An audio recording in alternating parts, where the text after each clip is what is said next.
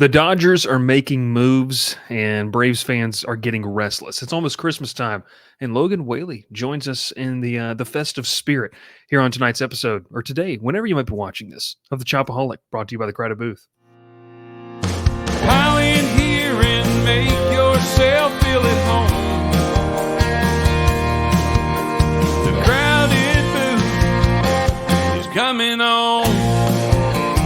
The Crowded Booth with Bryce, Koon.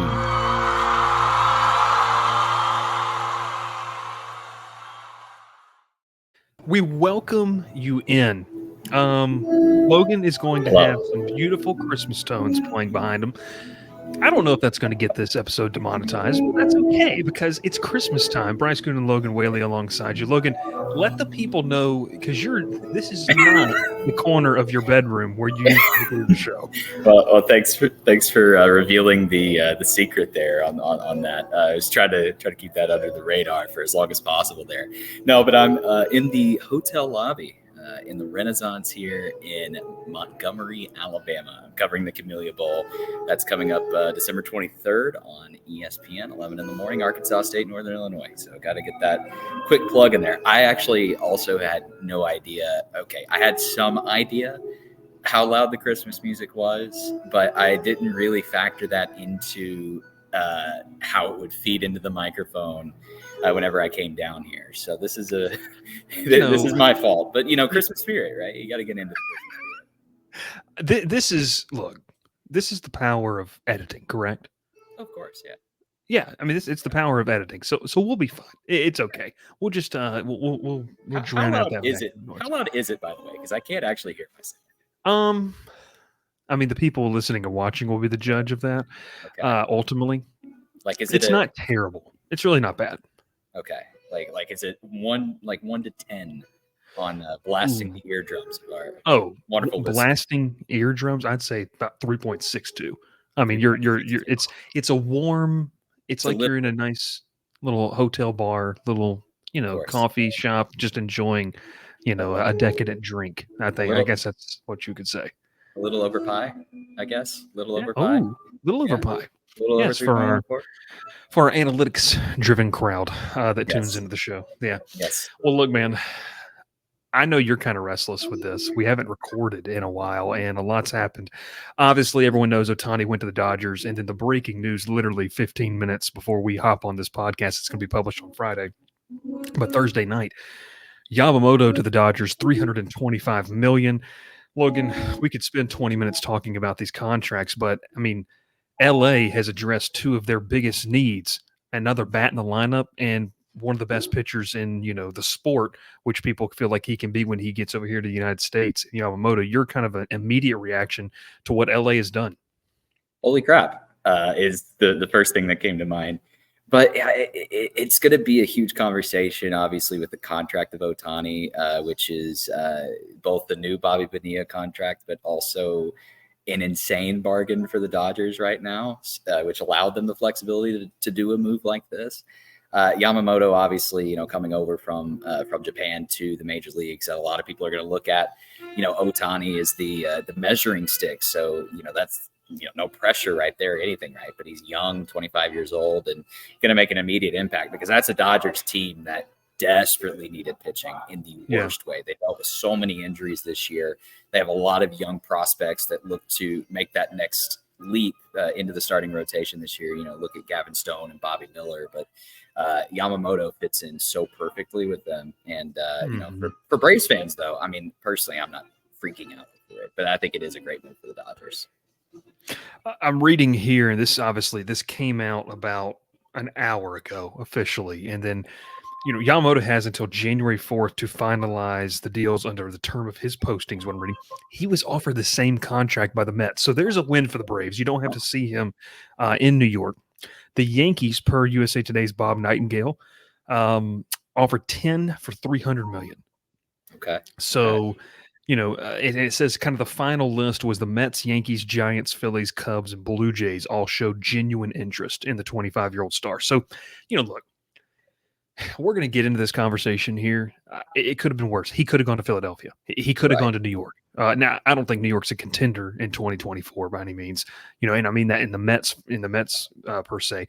But the Phillies, that would have been concerning. Like that would have been really a detriment to Atlanta. Yes. But I wanted to ask you this because look, Yamamoto's obviously a big deal. 12 years, $325 million. And Braves fans are going to naturally get restless, naturally start to panic because I said this, and Logan, maybe I'm wrong in this. I know that the Braves have lost the last 2 times to Philadelphia, in the playoffs. I still feel like at the end of the day, even though both teams haven't really advanced to where they need to in the playoffs, the National League feels like LA and Atlanta. Maybe I'm crazy. Maybe people telling me I'm wrong. Past 2 years, is that crazy, or is this still just kind of a battle, an arm per se between? Well, I'm never going to count out the Phillies just because of the past 2 postseasons and the runs that they've had. I mean, they're always a team that's going to be around. But as far as the teams that are the powerhouses, the teams that should be favored every year, 100%. To me, that's the first 2 teams I think of on that tier. It's LA and the Braves, and maybe you put the Phillies in the tier below, but they're still. I mean, to me, those are the 3 that I look at as, these are the teams that could very well compete for a world title. But no, I'm with you. I think if Yamamoto goes to the Phillies, it's a much different conversation, or even the Mets, which, I think if he went to the Mets, though, I feel like you would have people say, well, it's just the Mets doing another shopping spree that's never going to amount to anything. Yeah. All of that stuff. But no, I do. I think it for Braves fans that are maybe panicking right now as far as, when is Anthopoulos going to make a move? I feel like this has become a thing every offseason now. Mm-hmm. And typically it works out. But, I do think you will see another starter added to the rotation, whether it's, it doesn't have to be right now, but even, after, or it could be a midseason trade where another starter gets added if, this doesn't work out. But I'm curious to see what Anthopoulos is cooking, because he's done about 1,400 minor trades that are basically salary dumps. And it's the just Matt Carpenter situation. Yeah. Legendary Brave Matt Carpenter. Yeah. Mm-hmm. Yeah. For Atlanta sports fans, Matt Carpenter's tenure, much like Carmelo Anthony's as an Atlanta Hawk there for a hot minute. Look, they've made moves, and it kind of brings up this question, Logan. I mean, can the Braves match the Dodgers? And look, some people are going to read the title of this, and they're going to say, okay, what are these guys talking about? My thing is you mentioned right on the offset, like LA had a more desperate pitching need than Atlanta did coming into the offseason. Atlanta fans, Braves fans can sit there and say, no, you looked at that rotation for LA. They needed this more than Atlanta did. So does it really come as a move? Or when you look at these 2 rosters, I don't want to be just Homer. I want to take the red, white, and blue glasses off, Logan, but I still feel like Atlanta's roster matches up with what LA's going to put out there in a 7-game series. Yeah, absolutely. 100% agreed. And I think Anthopoulos, to me, his best trait as a GM is that he's not reactionary, in the sense of, I don't think he feels the pressure to make a move just because the Dodgers got Shohei Ohtani and Yamamoto. I don't think he feels that pressure because he's a GM that knows what he has and he knows the biggest needs.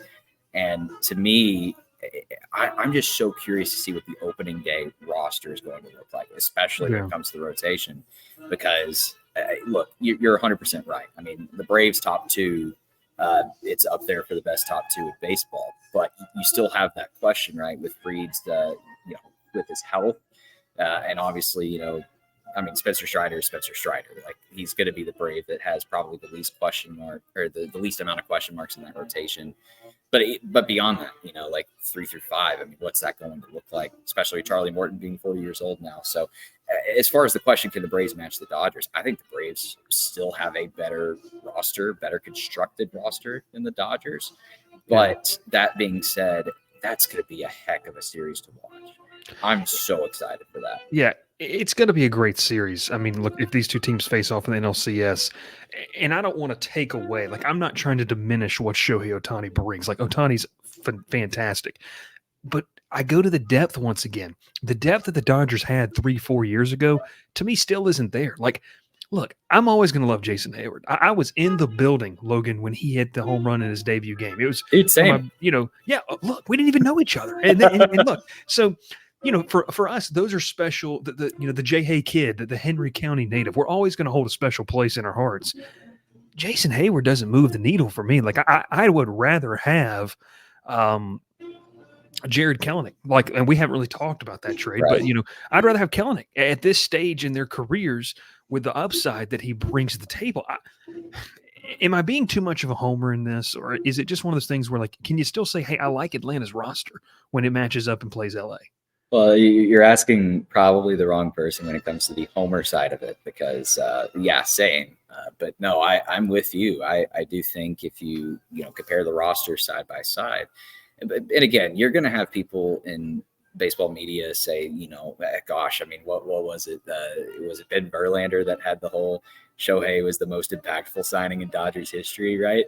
You're going to have those reactionary takes that come with that. But at the same time, this was you always look back at different off seasons, and you look back at, I mean, look at the amount of off seasons in a row where the Braves were never picked first in their own division, just to win the NL East year after year, right? Yeah.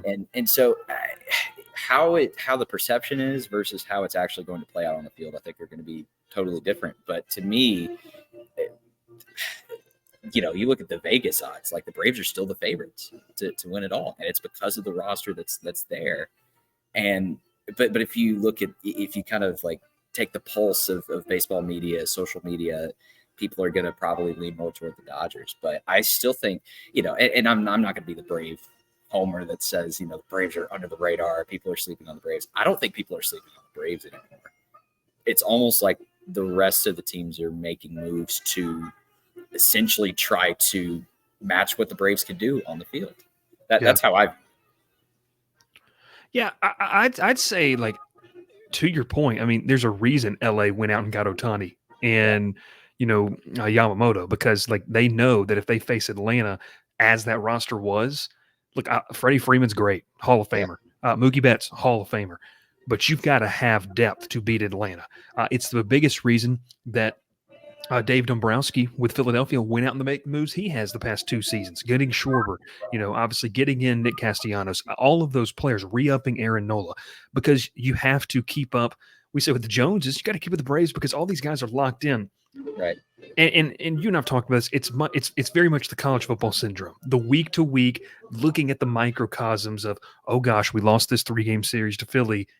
We got to go make a big splash. I'm with you. I don't want to be reactionary in this, but I also want to say, as we kind of transition to the final topic here, the Braves can answer. And you and I, a couple episodes ago, we talked about Dylan Cease. That market feels like it could be trending more towards Atlanta when you see different dominoes starting to fall. Do you still feel, as I'll say, bullish about Dylan Cease and going and getting him and adding him? And if they do, or if they add another pitcher, I think, once again, I mean, Vegas odds haven't changed yet. We'll see after Yamamoto. I haven't seen the latest with Yamamoto being in the mix, but yeah. How do you feel on this? How would you like to see Atlanta answer what LA's doing out west? Yeah, I would love Dylan Cease. That's probably top of the list for me because, we've talked about Dylan Cease and what he could provide for the rotation. I still think the Dodgers could still make that move. I really do believe that, even with the signings they've made, they still have the prospects to go. And Glass now, by the way, we've been mentioned that they've also got Tyler Glass now in the mix with an extension. Yeah, no, that was kind of my reaction too. Whenever they traded for Glass, now I was like, okay, maybe they're out of the Cease race. But truthfully, I mean, I could legitimately still see them go get Cease. But that would be probably the first thing that I would want as a Braves fan. I would want Dylan Cease. But really, I feel like Braves fans would be happy with just any sort of starting pitching help that could just serve as the number 3 option, right? Yeah. And Dylan Cease, he could make the argument he could really push that. I think he could probably be the same tier as Strider, right? Like that, I think that's kind of how I view Dylan Cease as far as where he ranks among, not only the Braves starting pitching staff, but just the rest of baseball. So yeah, Cease would be number 1 for me, but also, I mean, they could sign someone else in the free agent market. Yeah. I would be fine with that. But, if they do nothing, I would be somewhat okay with it. I wouldn't be happy, but I would understand it and be okay with it because you could ride, Smith Shawver, you could ride some of these guys that are vying for that, those final couple spots. And if they don't work out, you could always trade for somebody mid-season. That's the way I view it. I'm going to mute you real quick while I go on this little, not tirade, but spiel, just because the singing has commenced on the music, and that will definitely get us demonetized. Yeah. So I'll mute you. No worries. We'll keep rolling. But you could nod in approval or nod no in disapproval of my comments here for a second. So I look at the roster. This is as updated as we could get. Left field, they've got projected Chris Taylor. Center field, James Outman. Right field's Jason Hayward. It looks like Manuel Margot is going to be, that kind of fourth outfielder platoon option for them. That right-handed bat in the outfield. Third base, you're going to have Muncy with Miguel Vargas being kind of the backup around the infield. Gavin Lux is going to be back. He's got it. They still really love. They haven't been able to have him. He's going to be at short. Mookie Betts going to be the full-time second baseman in 2024. Freddie, and then Will Smith, Austin Barnes, and the DH Shohei Ohtani. That's a really, really good baseball team that you're putting together. And I look at the starting pitching, they're going to have a good bullpen. Okay, we just know LA's going to have a decent bullpen. Starting pitching wise, it's Yamamoto, Glasnow, Bobby Miller, Walker Buehler. They're going to be betting on Buehler to come back healthy. They're going to be betting on Bobby Miller to take the next step. I think that we just get caught up because the national perception is Bobby Miller's a surefire top prospect. Well, the same rise they're hoping Bobby Miller takes is the same one Atlanta wants A.J. Smith-Shawver and Bryce Elder and these young guys to take. So, Tyler Glasnow, he's been hurt. He's had some injury concerns. So the brand value of these names, I think, sticks out to people. It's just more of, can these guys stay healthy over the course of 162? LA felt the brunt of that this season. It's why they're making so many moves. You kind of look down. Tony Gonsolin somehow is still under control in that contract for LA. Tony Gonsolin, I don't even know, man. All I know is that he had that MLB The Show card that was like the Cat Man or whatever it was this past year, and I didn't like it. So you look at the roster, Logan. It's deep. It's what LA is going to put together. I truly think that they started to get back to that when they added guys like Kike Hernandez, because I think they kind of lost the depth that is what made them so good. Not the star power, but the depth. But I'm with you, man. I think Atlanta's right there with them. It's going to – I just think the two questions are going to be what we came into the offseason with. The outfield situation, can a guy like Kelenic take that jump in Atlanta? I don't know, and you can talk about this a little bit. Were you pleasantly surprised at his interview? He felt like he'd matured to me from when he came up as a prospect. Your thoughts on that? Yeah, before that, I have to appreciate the fact that the LA Rams presented Shohei Ohtani with a jersey tonight, as if he hasn't been in LA his whole career. Is that a diss to the Angels? What are we like? Yes, it is. Golly, I feel so bad for the Angels. They're so down bad right now. I feel bad for Ron Washington because I love Ron Washington, but it's just sad. Yeah. Wash, why'd you get yourself in this situation, man? Look what you could have had, But yeah, no. Talking about Kelenic, yeah, I loved the vulnerability. I think that's a sign that he has grown and matured, and I think that's probably really the biggest question mark and the biggest hurdle for him, because you saw the frustration right after strikeouts. You've seen all of that. You've seen all of the downsides to him. But really, what gives Braves fans hope and what gives me hope is the stretch that he had before getting hurt. Yeah. Right. That was really good. He seemingly really had turned a corner in his development.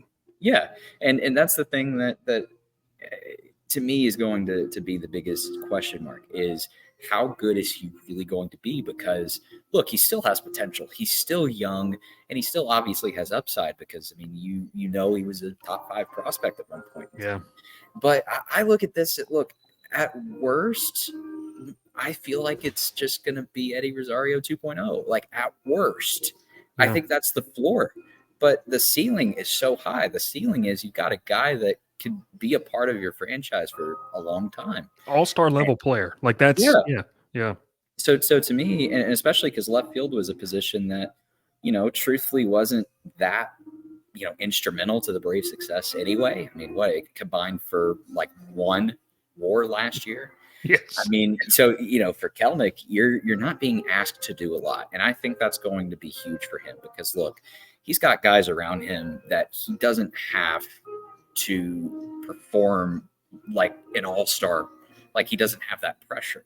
Yeah. And I feel like that's going to help him in his growth and development. So yeah, I'm excited to see what he can do in a Braves uniform. One thing that I was reading some great interviews, David O'Brien did one on The Athletic, and I encourage you, look, Athletic, fair share of, layoffs or whatever you want to talk about it. The Braves coverage is great. Like, I love the Braves coverage they do between him and Jeff Schultz doing the columns and everything. But, David O'Brien put in his article about, he said when you talk, and when Snicker had talked to some of the coaching fraternity, that these guys talk to before they bring in a player, they describe Kelenic as a toolsy player, like a guy that he's got a little bit of all five tools. If he can put it together, and I'll say too, Logan, like Atlanta has hit on this so many times that you feel like if there's a place for a Jared Kelenic to get a change of scenery, Atlanta is the best place for him because here's the opportunity. Like you mentioned, no pressure, kid. Like you literally have two all-star level players beside you in the outfield, a couple more in the infield, and you probably have the best roster top to bottom in the baseball. You just go figure yourself out, spend spring training. And I think it's going to create a really nice, interesting battle between Kelenic and Avon Grissom, who he knows getting some left field down in Puerto Rico. Your thoughts as we kind of wrap it up here, that potential platoon, if they do decide to do that, I'm not against platoons. I'll say that. But if one guy starts to really get hot, I think they need to ride the hot hand, which I feel like Snicker has shown he will do. Yeah, and the interesting thing is I feel like the Braves have no idea what to do with Vaughn Grissom. And that to me feels like maybe a trade could be coming. I feel like if a cease trade is happening, Vaughn Grissom's going to be in it. That's just kind of where I'm at with it. Because, I mean, you hear Anthopoulos talking about, like, he has a major league ready bat and you've got to get him on the field. But at the same time, they're putting Kelenic. They make this move for Kelenic. And it's not like it's a low-risk move because they took on a lot of salary to get Jared Kelenic. I mean, they essentially bought a prospect. That was a very John Capella move, by the way, buying a prospect like that. But I mean, so it is a risky move. But to me, Anthopoulos is saying all this about Vaughn Grissom, then goes out gets Kelenic. You kind of wonder, what in the world do you do with him now? But I do think if the Braves go out and make a trade, I feel like Vaughn Grissom will be the first one to go. Which you don't want to lose a guy like that. But in the grand scheme of things, if you can get an improvement to this team. Not that this team needs a lot of improvement in a lot of positions, but I look at starting pitching, and if a Dylan Cease trade happens, I would be totally fine with letting go of Grissom. So maybe that's another part of the reason why they go out and get a Kelenic.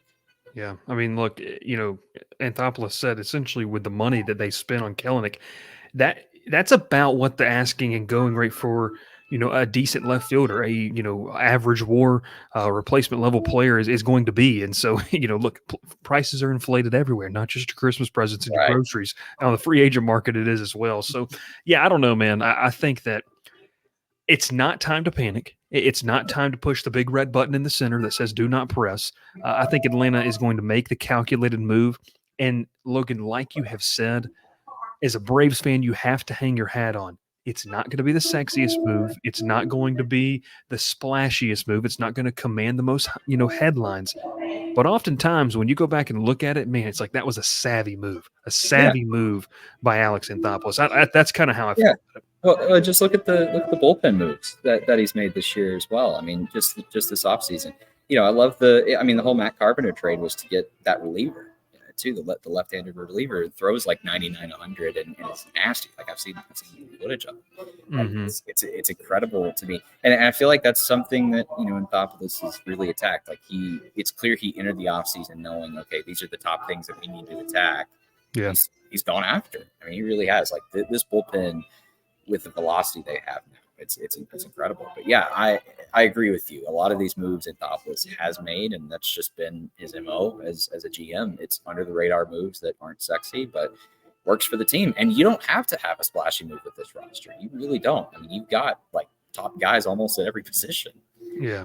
Splashy move would be more of a luxury than a necessity. And that's Yeah, something I think, fans get antsy when they start to see big dominoes fall because, you know what you don't want. And we might laugh about this the entire year and maybe we'll be called out on it. You don't want to pay $10 million to Lance Lynn. That's what you don't want to do just for the sake of, getting a big name, literally in your yeah, rotation. yeah. Braves pitcher Jack Flaherty just doesn't have a good ring to it. You know what I mean? I'm with you. I'm with you. I'm with you. So hey, man, we appreciate everyone tuning in. Hope you have a fantastic Christmas wherever you're watching, and hope you were soothed by the Yes. saxophone tones coming behind Logan Whaley there. Logan, once again, it's Northern Illinois against Arkansas State. Right. Do you have a prediction for us in the Camellia Bowl there on Saturday? So it's an interesting matchup because Northern Illinois' quarterback is a 7th-year senior, and Arkansas State's quarterback is a true freshman. Rocky Lombardi, am I correct? Rocky Lombardi. Yes. Elite college football name. Yes.